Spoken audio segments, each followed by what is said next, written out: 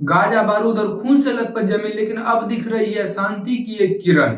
आज की सबसे बड़ी खबर, हमास ने अमेरिका के राष्ट्रपति डोनाल्ड ट्रंप को शांति योजना के आंशिक रूप से स्वीकार कर लिया है, लेकिन अभी भी कुछ आम मामलों में पेच फंसा हुआ है।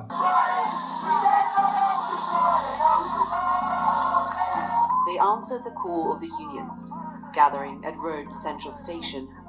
Students, workers and ordinary Italians joining a nationwide general strike to protest Israel's interception of the Gaza aid flotilla. राष्ट्रपति ट्रंप ने शुक्रवार को हमास को साफ अल्टीमेटम दिया कि रविवार तक जवाब दो, वरना ऐसा नर्क टूट पड़ेगा जैसा दुनिया कभी देखा नहीं था। इसके बाद हमास ने देर रात अपनी प्रतिक्रिया दी और कहा, हम सभी इजरायली बंधकों को छोड़ने के लिए तैयार है, लेकिन गाजा की सत्ता किसी भी विदेशी संस्था को हम सौंपने के मंजूर नहीं है।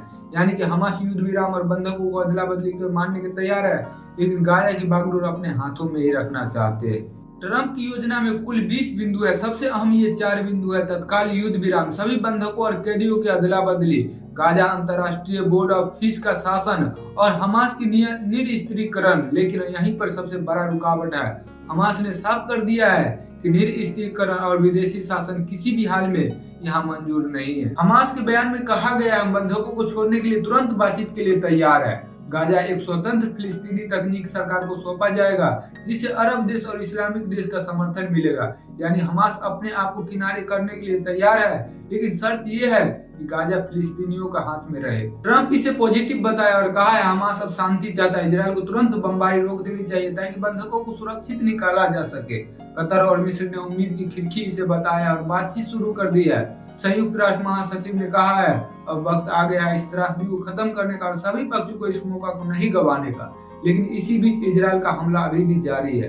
रिपोर्ट कह रही है कि सेना अब रिमोट कंट्रोल विस्फोट कर रहा है, जिसमें कि पूरे मोहल्ले को उड़ाया जा रहा है। गाजा का हाल 66,000 से ज्यादा लोग मारे जा चुके हैं, इनमें सबसे ज्यादा बच्चा और महिला शामिल है। 40,000 से ज्यादा लोग जीवन बदल देने वाली चोटों से जूझ रही है। लाखों लोग बेघर होकर मलबे के ढेर में रहने के मजबूर हो रहे हैं। गाजा के गलियों में हर गली में मातम पसरा हुआ है, हर घर में चीख पुकार गूंज रही है। यहाँ सबसे बड़ा सवाल यह है कि ट्रंप की शांति योजना असल में कितने कारगर है, क्योंकि इसे बोर्ड ऑफ पीस और निरस्त्रीकरण जैसे बिंदु है जिन्हें हमास किसी भी कीमत पर मानने को तैयार नहीं है। विशेषज्ञ कहते हैं, अगर गाजा को अंतर्राष्ट्रीय प्रशासन के हवाले कर दिया गया तो फिलिस्तीन का मुद्दा अलग थलग पड़ सकता है, और यही वजह है कि हमास इस पालन का पूरी तरीके से राजी नहीं है। तो तस्वीर साफ है, एक तरफ है ट्रंप का दबाव, दूसरी तरफ है हमास की शर्तें, बीच में है गाजा का मासूम जनता जो बारूद के बीच में सांस ले रहे हैं। अब दुनिया की निगाहें रविवार पर टिकी है, क्या ट्रंप का पालन गाजा का अमन लाएगा या फिर गाजा में बनेगा बारूद का मैदान जहां खून और मौत का खेल जारी रहेगा।